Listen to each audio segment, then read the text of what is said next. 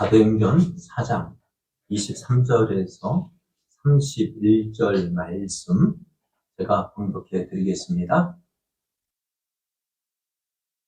사도들이 노임에 그 동료에게 가서 제사장들과 장로들의 말을 다 알리니 그들이 듣고 한마음으로 하나님께 소리를 높여 이르되 대주제여 천지와 바다와 그 가운데 만물을 지은 이시요 또 주의 종 우리 조상 다윗의 입을 통하여 성령으로 말씀하시기를 어찌하여 열방이 분노하며 족속들이 허사를 경영하였는고 세상의 군왕들이 나서며 관리들이 함께 모여 주와 그의 그리스도를 대적하도다 하신 이로소이다. 과연 헤롯과 본디오 빌라도는 이방인과 이스라엘 백성과 합세하여 하나님께서 기름 부으신 거룩한 종 예수를 거슬러 하나님의 권능과 뜻대로 이루려고 예정하신 그것을 행하려고 이 성에 모였나이다. 주여 이제도 그들의 위협함을 굽어 보시옵고 또 종들로 하여금 담대히 하나님의 말씀을 전하게 하여 주시오며 손을 내밀어 병을 낫게 하시옵고 표적과 기사가 거룩한 종 예수의 이름으로 이루어지게 하옵소서 하더라. 일기를 다함에 모인 곳이 진동하더니 우리가 다 성령이 충만하여 담대히 하나님의 말씀을 전하니라. 아멘.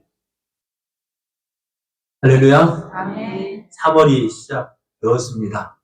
따뜻한 봄이 왔다고 생각했는데 갑작스런 찬바람에 우리의 몸과 마음을 다시 움츠러들게 합니다. 하지만 분명한 것은 따뜻한 봄이 우리 앞에 있다는 것입니다.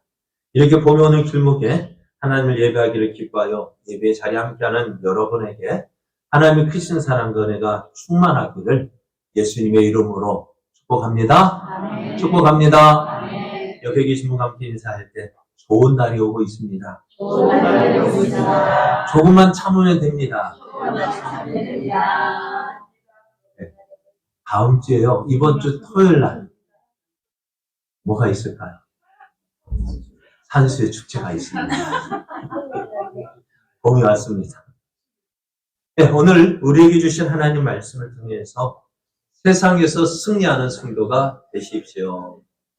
세상에서 승리하는 성도가 되십시오. 이런 제목으로 하나님 말씀을 전하겠습니다. 우리의 소원은 무엇입니까? 네? 통일입니까? 물론 통일입니다.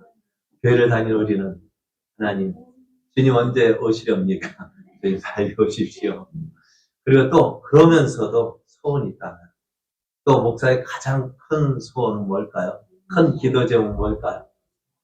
하나님, 우리 제자 교회가 부흥되게 하여 주옵소서. 나는 우리 아들 장가가. 그래요. 우리에게 각자 소원이 있는데요.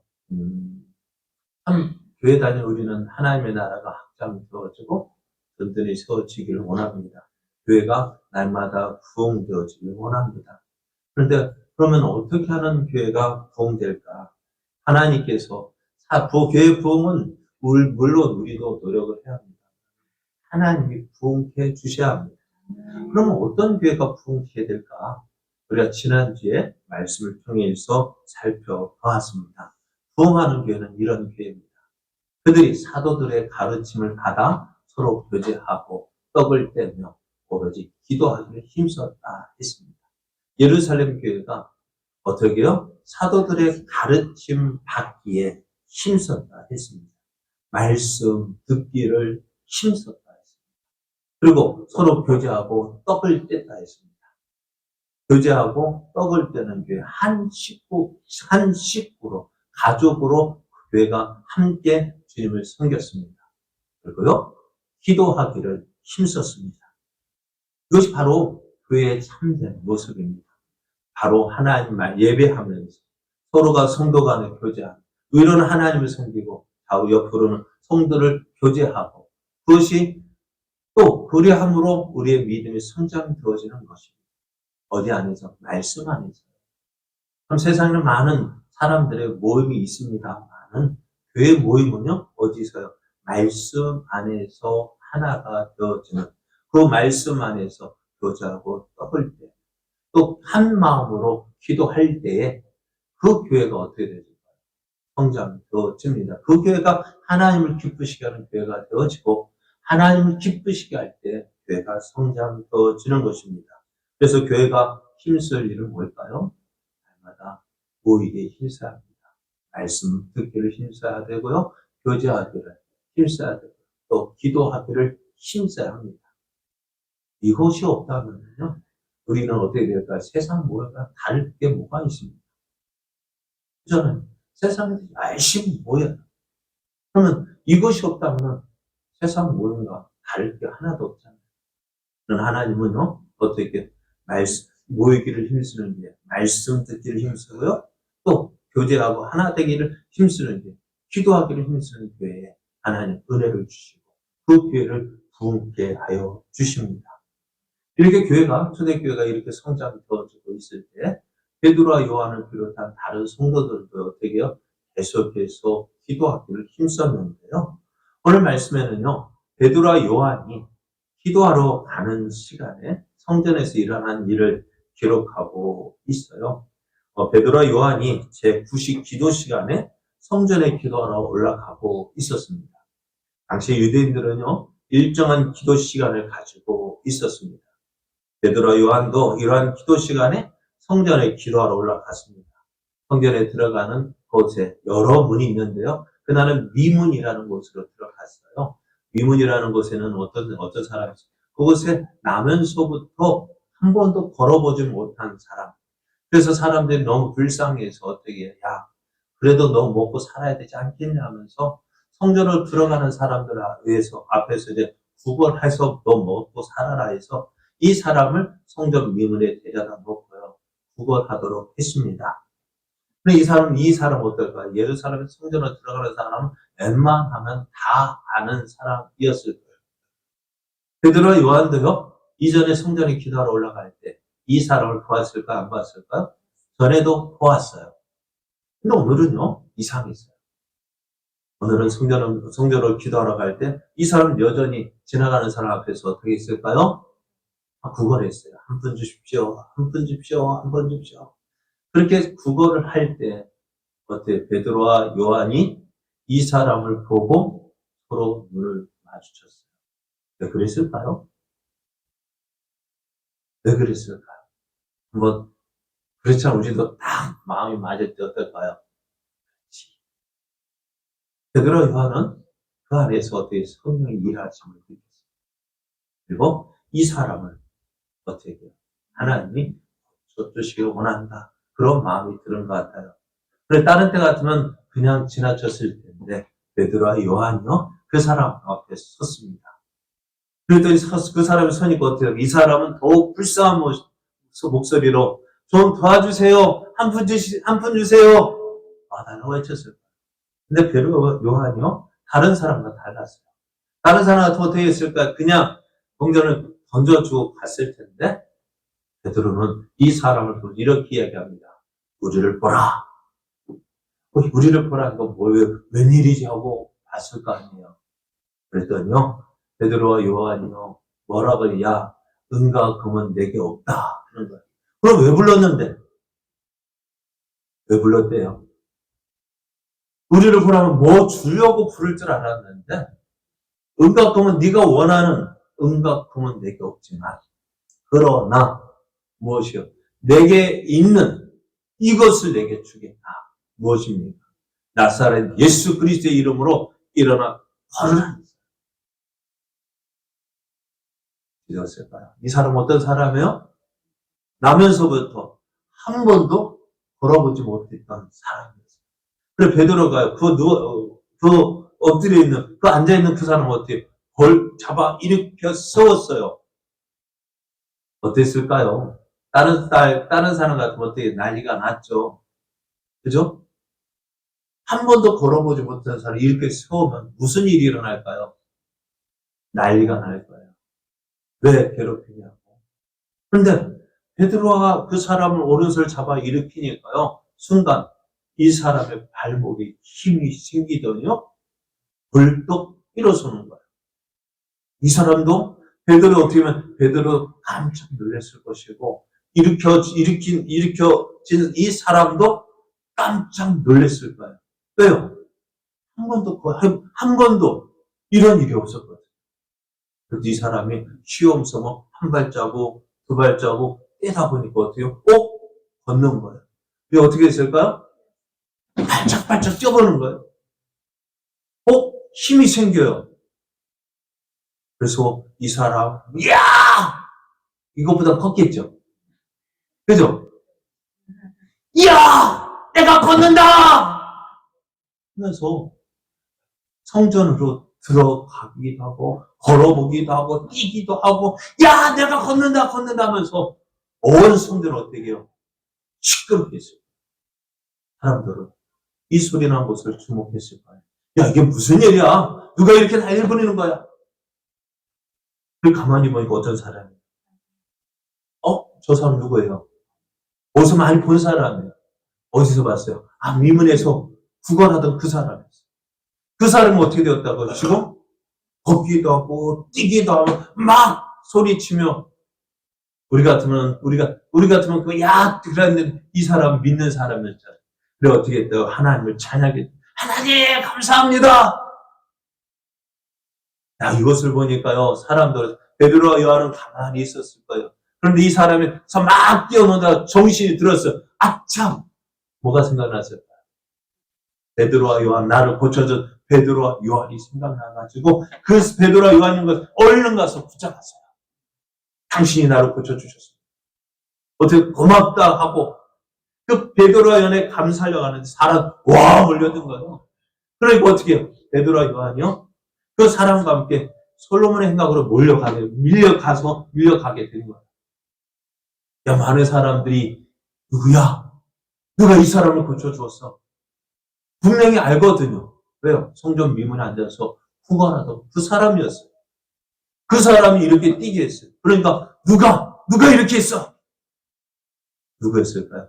그러니까 이 사람이 붙잡고 있는 이 사람, 베드로와 요한이 이렇게 했을 거라 생각하고 베드로와 요한을 솔로몬의 행각에 세웠어요. 사람들이 이야 대단하다. 어떻게 이런 일이? 그러니까 사람들이요 이 베드로와 요한을 주목해서 어떻게 보았느냐? 무슨 신적인 능력을 가진 사람 우리도 그렇게 볼 거 아니에요. 신과 같이 여길 거 아니에요. 야 대단하다. 그러니까 누구처럼 마치 이때 누가 교만한 사람 내가 누구다 하면 어떻게 해요? 다 믿었을 거예요. 그러나 어떻게 베드로 그럴 때 참 교만한 마음 들면 무서운 거예요. 근데 베드로 요한은 아니었어요. 다시 모든 사람이 주목하여 볼 때에 뭐라고 이야기하느냐? 이렇게 이야기합니다. 이스라엘 사람들아, 이 일을 왜 놀랍게 여기느냐?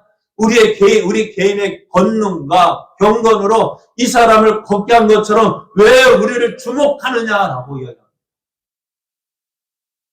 사람들이 다 자기를 주목하여 볼 때, 이때 내가 누구다라고 이야기하면 많은 사람 따라서 베드로와 요한은 그렇게 하잖아요. 자신의 힘과 자신의 권능과 경건으로 한 것처럼 자신을 드러내지 않았습니다. 그럼 어떻게 했을까요? 이 일은 너희들이 얼마 전에 십자가에 못 박아 죽였던 그 예수 그리스도, 그 예수를 너희들이 십자가에 죽였던 못 박아 죽인 그 예수, 그러나 하나님께서 다시 살리신 그 예수 그리스도를 믿는 믿음으로 이와 같은 일이 일어났느니라고 이야기합니다. 너희가 거룩하고 의로운 일을 거부하고 도리어 살인한 사람을 놓아주기를 구하여 생명의 주를 죽였도다. 그러나 하나님이 죽은 자 가운데서 그를 살리셨으니 우리가 증인이다.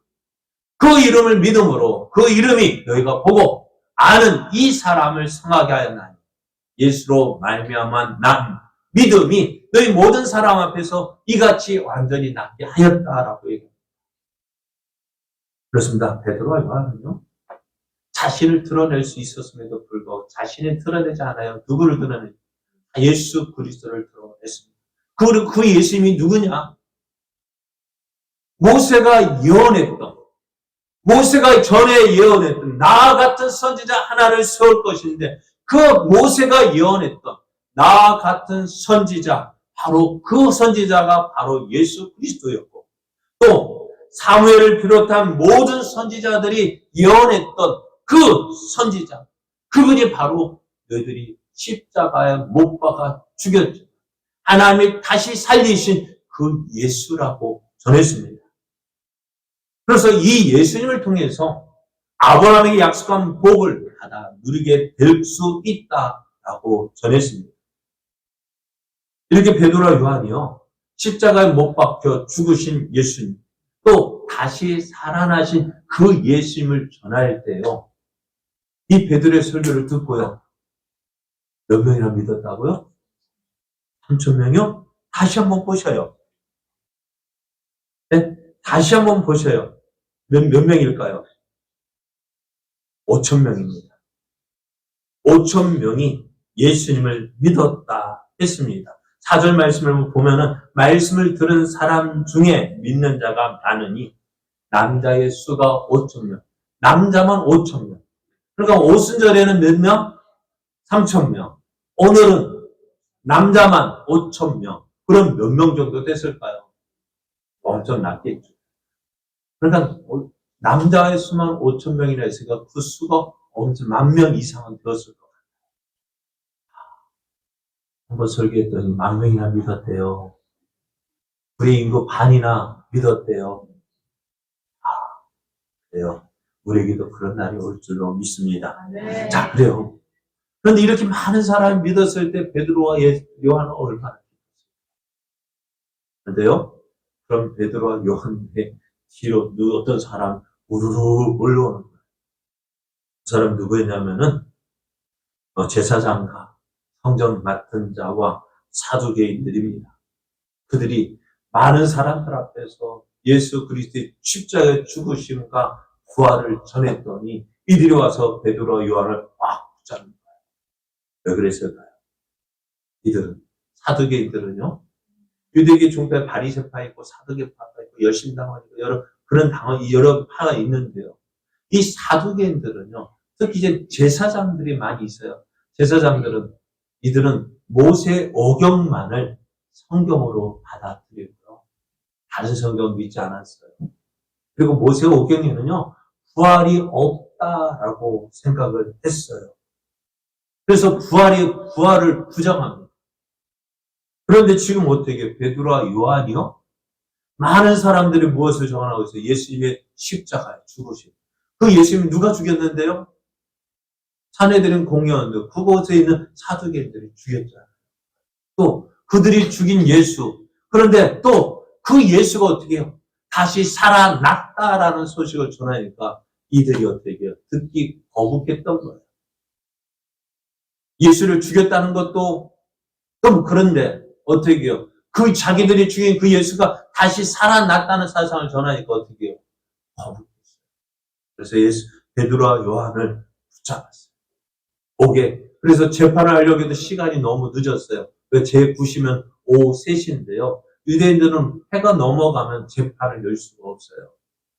그러니까 베드로와 요한을 옥에 가두고 이제 다음날 되었습니다. 다음날 관리들과 장로들과 서기관들이 예루살렘에 모였습니다. 산헤드린 공회가 열렸습니다.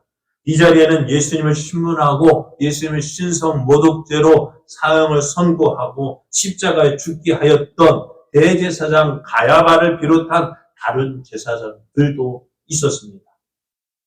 이들을 이제 산헤드린 공회에 나오고 이제 그 베드로와 요한을 불러 세웠습니다.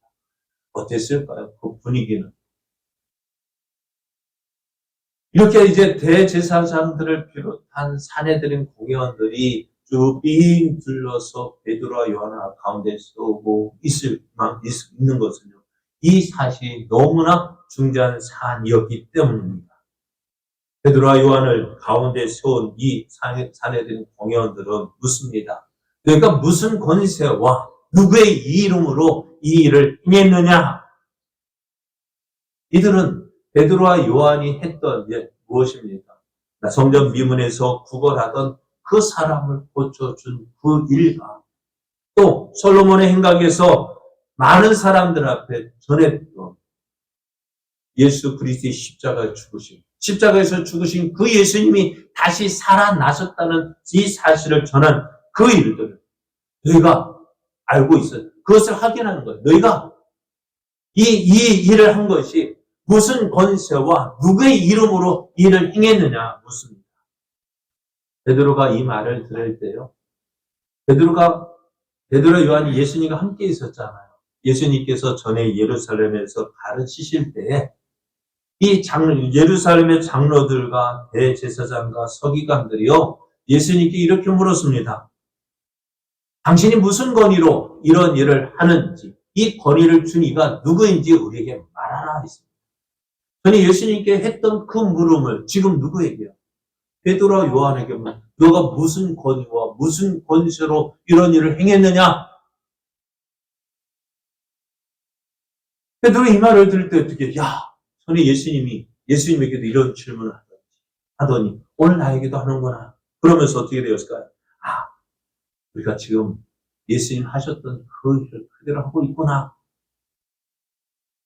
예수님께서 하셨던 그 일을 우리가 지금 그대로 하고 있구나라는 사실을 깨닫게 되어졌습니다. 그래서 그때 예수님이 하신 말씀이 있어요. 어떤 말씀이냐면요. 누가복음 12장 11절 12절을 보면은 사람이 너희를 해당이나 위정자나 권세 있는 자 앞에 끌고 가거든 어떻게 무엇으로 대답하여 무엇으로 말할까 염려하지 말라 했어요. 왜요? 보시면 베드로의 지금 있는 모습 어떤 모습이에요? 똑같잖아요. 해당이나 위정자, 권세 있는 자 앞으로 끌고 갔거든. 지금 베드로와 요한이 어디에요? 사내들인 공의 앞에 끌려왔잖아요. 어떻게 무엇으로 대답하며 무엇으로 말할까 염려하지 말라. 왜요? 마땅히 할 말을 성령이 곧 그때 너에게 가르치시리라. 오늘 이미 약속하신 말씀이요. 베드로와 요한에게 실현되어집니다. 너희가 무슨 권세로 이런 일을 했느냐? 누구의 이름으로 이런 일을 했느냐라고 물을 때 베드로가 이렇게 대답합니다. 만일 병자에게 행한 일, 누구예요?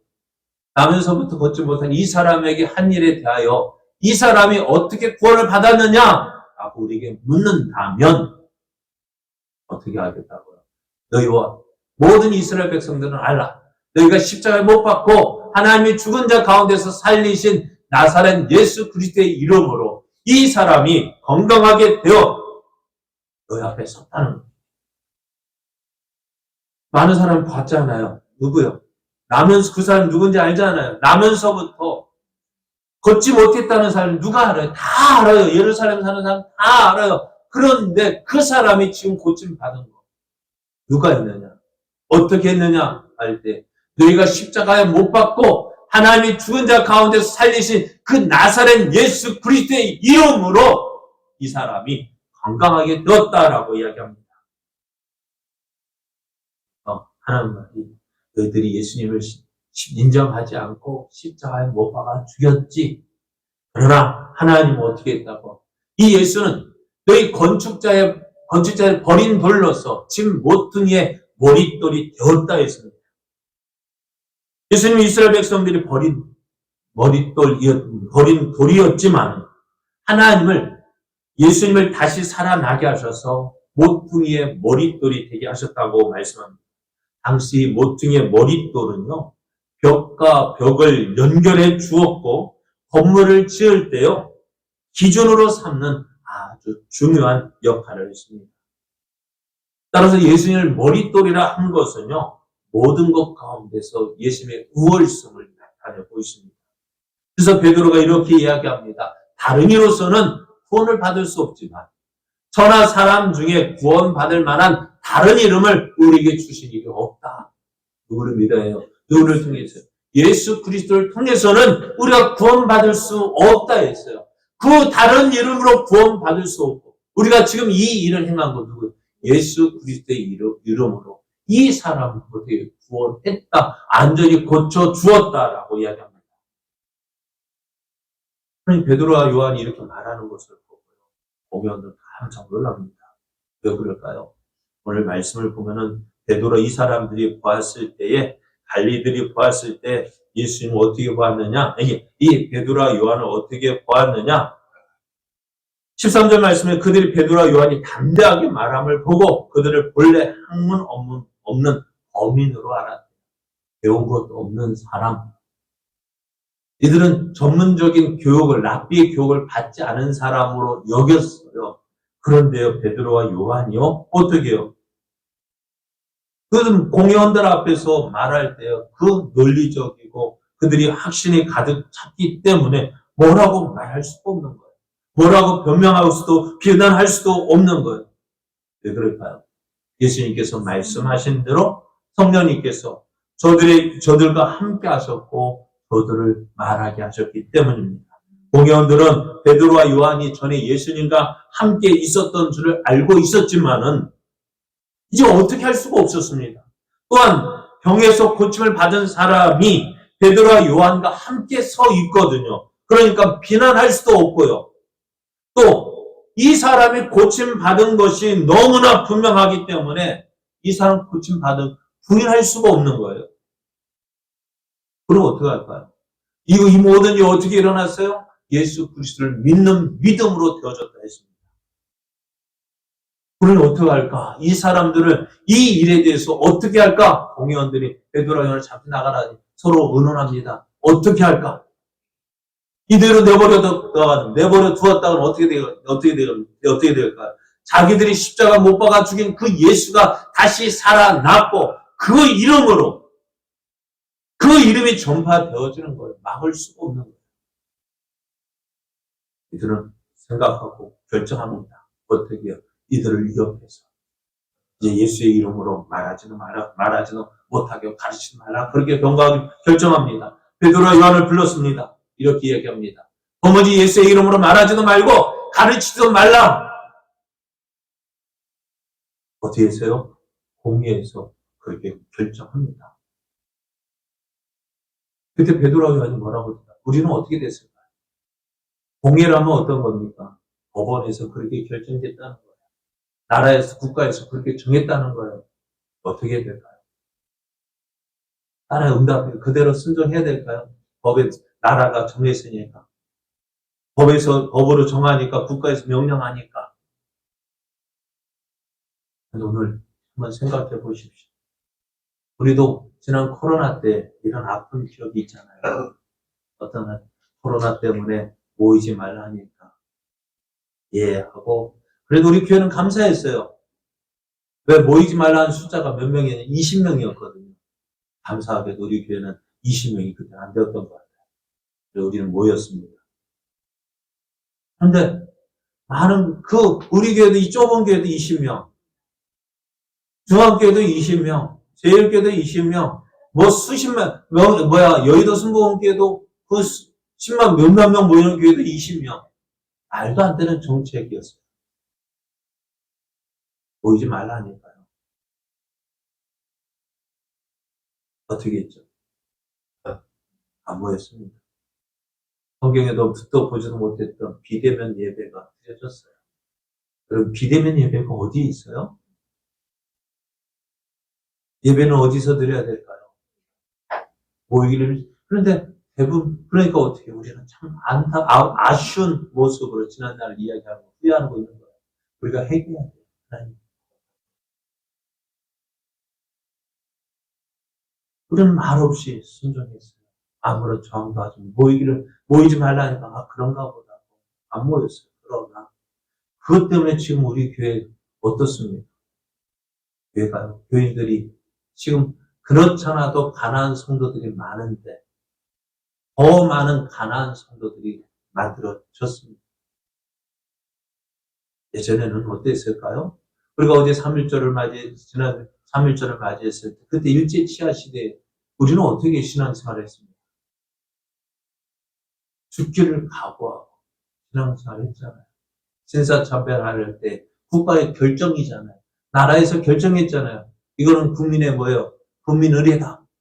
그러나 우리 믿음의 선배들은요, 어떻게 했어요? 신사참배를 거절하고 이건 하나님께서 싫어하시고 미워하시는 의상숭배이기에 우리는 할 수 없다. 그래서 어떻게 해요? 그 신사참배하는 것 대신에 어디에 갔어요? 감옥에 들어가기를 기도했어요. 근데 오늘 우리가 살고 있는 이 시대는 어떨까요? 어려움이 닥치면은 거기에 순응하게 내게 조금 어려움이 오거나 내게 불이익 당할 것 같으면 어떡합니까? 포기합니다. 무엇을 포기할까요? 믿음을 포기합니다. 하나님 기뻐하시는 것인지 생각하지 않고 단지 내 편한 대로 살아가길 좋아합니다. 그러니 어떻게 될까요? 우리의 믿음은 점점 자라나는 것이 아니라 온실 속에 자라는 한초처럼 조그만 어려움이 닥쳐와도 굴복하고 거기에 복종하는. 그러니까 어떻게 되어질까요? 가장 세상이 얼마나 처리하기 쉬워요. 말 한마디로 끝나는. 그러나 오늘 베드로와 요한은 어떻게 대답했어요? 공의에서 결정했습니다. 나라에서 결정했습니다. 예수의 이름으로 말하지도 말고 가르치지도 말라. 그럴 때 베드로와 요한이 뭐라고 얘기했을까요? 4장씩을 한번 같이 읽어볼까요? 베드로와 요한이 대답하여 이르되 시작. 하나님 앞에서 너희 말을 듣는 것이 하나님의 말씀을 듣는 것보다 옳은가 판단하라. 하나님 앞에서 너희 말을 듣는 것이 하나님 말씀을 듣는 것보다 옳은가 판단하라. 우리는 보고 들은 것을 말하지 아니할 수 없다 하면서 그들의 그 요구, 그들의 경고를 거절합니다. 베드로와 요한은 예수님이 유일한 구원자이심을 선언했습니다. 베드로는 공연으로부터 상당한 위협을 받는 상황에서 당당하게 이렇게 선언합니다. 우리는 보고 들은 것을 말하지 아니할 수 없다. 베드로와 요한의 이 말을 들은 공연들 깜짝 놀랍니다. 저것들이 그는 어떻게 할 수가 없잖아요. 다시 한번 불러 권고합니다. 도무지 예수의 이름으로 말하지 말고 가르치지도 말라. 그러나 제자들은 그러지 않았습니다. 어쩔 수 없이 공회원들은 그렇게 말하는 저들을 어떻게 할까요? 더 이상 뭐라 할 수가 없잖아요. 다시 한번 또 경고하고 풀어줄 수밖에 없었습니다. 공회에서 노임을 받은 베드로와 요한 교회로 돌아왔습니다. 교회로 돌아와서 함께 다른 제자들과 이야기합니다. 공회가 말했던 것, 도무지 이제 자네들에 공회에서 도무지 예수님의 이름으로 말하지도 말고 가르치지도 말라는 우리가 어떻게 할까? 교회는 큰 위험 속에 놓여 있었습니다. 어떻게 이 문제를 처리해야 될까요? 우리의 삶 속에서도 예수님을 믿을 때요, 많은 어려움과 위험이 찾아옵니다. 얼마나 좋은 때였어요. 나면서부터 걷지 못했던 그 사람을 고쳐 주었어요. 많은 사람이 와 하고 그 예수를 믿는 거, 예수님의 이름을 증거해서 남자만 5,000명이 믿었으니 얼마나 큰 놀라운 일입니까? 이 일로 인해 교회가 부흥되어졌는데 이 일로 인해서 어떻게 교회가 뭐가 일어나는 거예요? 환란이 닥쳐왔습니다. 어떻게 해야 될까요? 그리고 우리가 좋은 일이 있으면요, 기도해야 돼. 조심해야 돼. 우리가 하나님의 은혜를 받았을 때 더 조심해야 돼. 왜요? 이것으로 인해서 시험이 오고 또 어려움이 닥쳐올 수 있기 때문에. 오늘 교회가 그러했잖아요. 오늘 동해에서 이렇게 말한 것, 여러분 당시 유대사회에서 공회의 지위와 권한을 고려해 보면요, 이 공회의 의혹과 경고는 결코 가볍게 넘길 일이 아니었어요. 공회에서요, 출가하면 이 사람 사회생활 할 수가 없어요. 그 지역에서 살 수 없어요. 그러니까요, 이 공회의 거기에 따를 수밖에 없었는데 어찌 될까요? 지금 교회가 은혜롭게 부흥되어지고 있었습니다. 하나님의 능력이 나타났습니다. 많은 사람들이, 믿는 사람들이 늘어나고 있었습니다. 그런 때에 교회의 위협이 되는 일이 일어난 거예요. 교회는 이렇게 어려움을 당하는 것. 교회가 어려움을 당할 때요, 기억해야 됩니다. 어려움 당하는 것은요, 교회에 어려움이 있는 것은 당연한 거예요. 교회가 은혜로울 때 어떻게 어려움 닥치는 것 당연한 거예요. 교회가 부흥되어질 때 어려움 닥치는 것 당연한 거예요. 또 예수를 믿는다고 할 때 어려움 당하는 것 당연한 걸로 생각해요. 왜 그럴까요? 예수님이 이렇게 말씀하셨어요. 의를 위하여 박해를 받은 자는 복이 있나니 천국에 그들의 것임이라. 왜요? 나로 말미암아 너희를 욕하고 박해하고 너희를 거짓으로 너희를 거슬러 모든 악한 말을 할 때에는 너희에게 복이 있나니 기뻐하고 즐거워하라. 하늘에서 너희의 상이 큼이라. 너희 전에 있던 선지자들도 이같이 박해했다 했습니다. 내가 예수 믿는 것 때문에 어려움 당하고 괴로움 당하고 핍박 당하고 또 교회가 뭐 좋은 일 있다 하면 있을 때 어려움이 닥쳐오를 때 많은 사람들이 실망합니다. 낙심합니다. 왜 이런 일이 우리에게 일어날까? 왜 이렇게 좋은 일이 있을 때 왜 이런 어려움들이 일어나는지, 정말 하나님이 살아계시다면 왜 이렇게 하시는지 이해 안 될 때가 많아요. 그렇지 않습니까? 그리고 여러분 생각해보세요. 내가 예수님 믿으면 더 잘 되어지면 어떨까? 좋지 않을까요? 교회가 날마다 은혜롭게 부흥되어지면 얼마나 좋겠습니까? 그런데 그렇게 되면은요, 모든 사람이 다 믿을 거예요. 그런데 어떤 일이 벌어져요? 어려움 닥쳐옵니다. 생각지도 않던 일들이 일어납니다. 그러잖아요. 여러분 신앙생활 내가 지금까지 이렇게 내가 이렇게 지금까지 이렇게 살면 안 되겠다.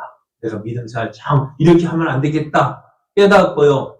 이제 내가 열심히 해봐야지. 분명 계획 세웠죠. 열심히 해봐야지. 그랬더니 어떤 일이 벌어져요.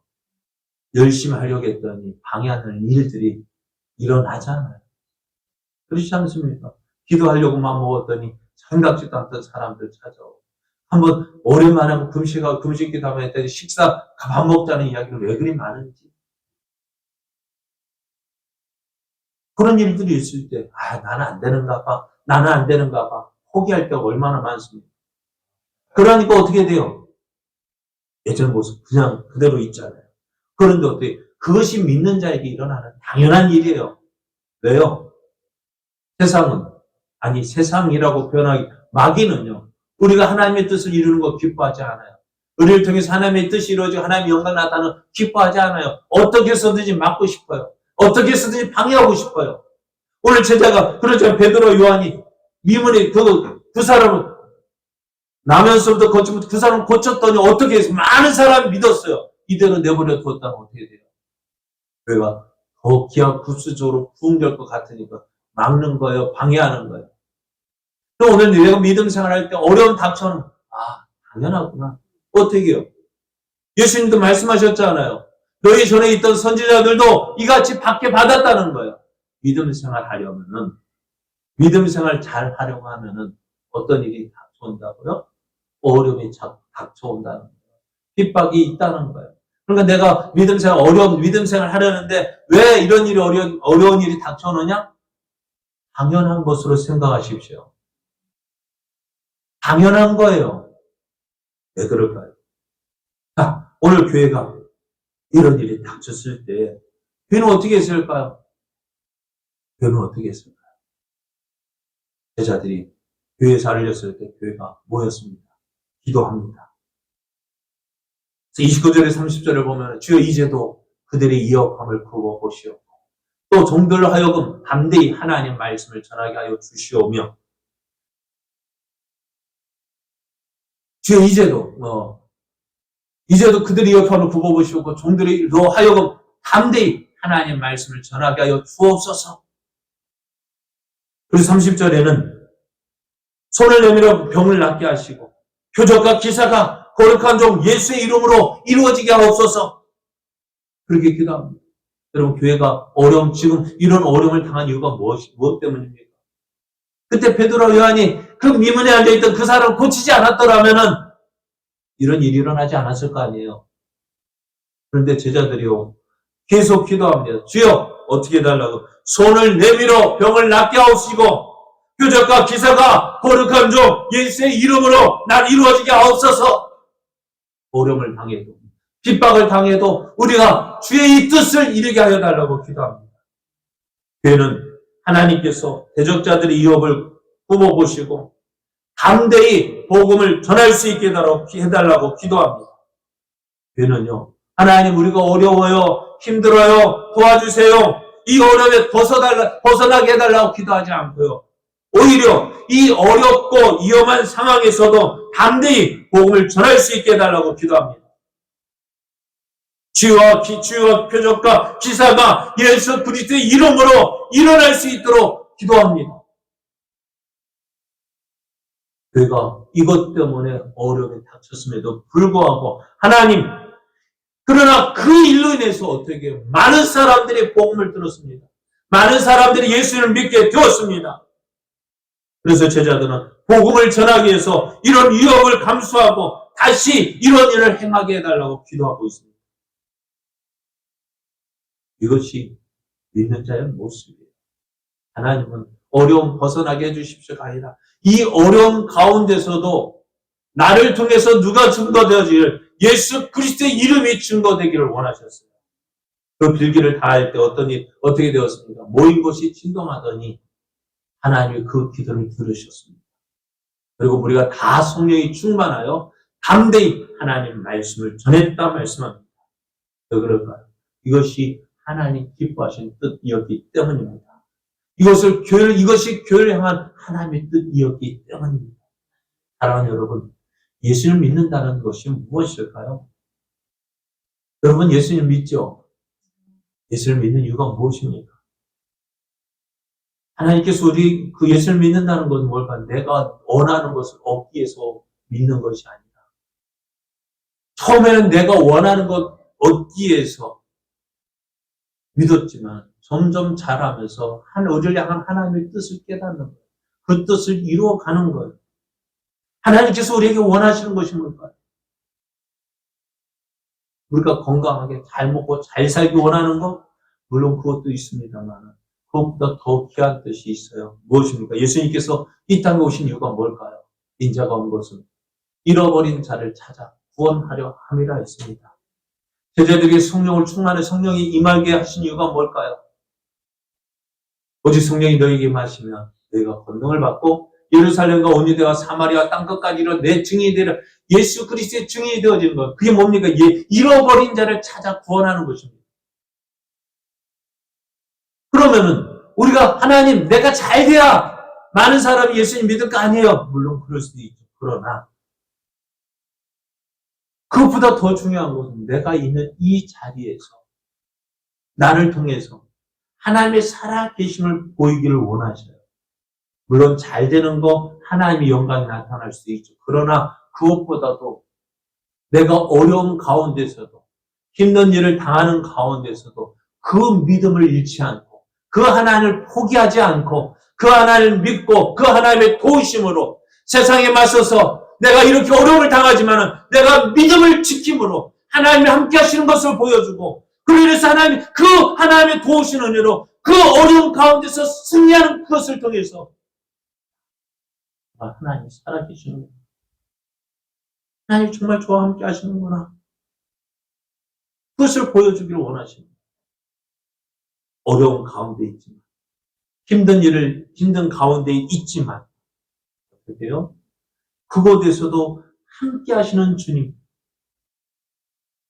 그곳에서 도와주시는 하나님, 그 하나님을 보여주기를 원하십니다. 그것이 오늘 우리를 어려운 가운데 두시는 하나님의 뜻입니다. 그것이 바로 우리를 통해서 잃어버린 자를 구원하시기 위한 하나님의 뜻을 이루는 것이야. 누구 보니까. 그럼 날마다 우리가 잘 되어지면 좋겠죠. 그러나 그것을 통해서 무엇이 드러날 수 있어요? 누구는.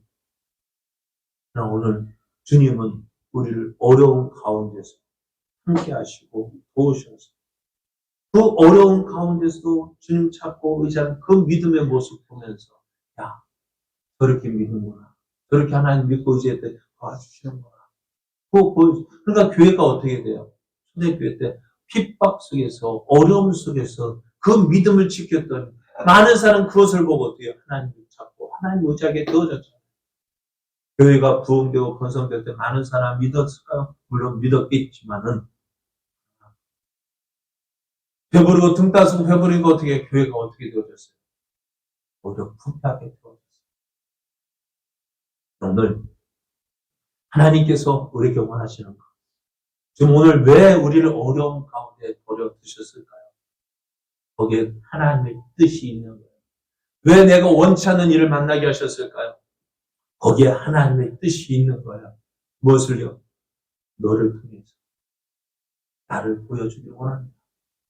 너가 그 어려운 가운데서 나를 믿고 나를 의지하고 나에게 기도하며 정말 내 뜻 이루기를 위해서 노력하는 그 모습 보여 그것을 통해서 많은 영혼들이 하나님을 알고 하나님을 경험하기를 원하십니다. 사랑하는 여러분, 믿음 생활하는 것 쉽지 않습니다. 그러나 하나님이 함께 하십니다. 도와주십니다. 마침내 우리를 어떻게 승리케 하시는 분이 하나님이십니다. 오늘의 어려움, 그것 때문에 실망하지 마십시오. 그것이 하나님을 나타낼 수 있는 것입니다. 이곳에서 내가 해야 할 일은 어려움에서 벗어나는 것이 아니라 그 어려운 가운데서 함께 하시는 하나님을 나타내고 도와주시는 그 하나님을 보여주는 것입니다. 그리하여 우리의 믿음이 세상에서 승리하는 믿음, 어려움 속에서 굴복하지 아니하고 주님만 바라보고 주님만 의지하며 나가는 귀한 믿음의 삶이 되어지기를. 그래서 세상에 승리함으로 하나님의 영광 나타내는 그런 믿음의 사람 되어지기를 예수님의 이름으로 축복합니다.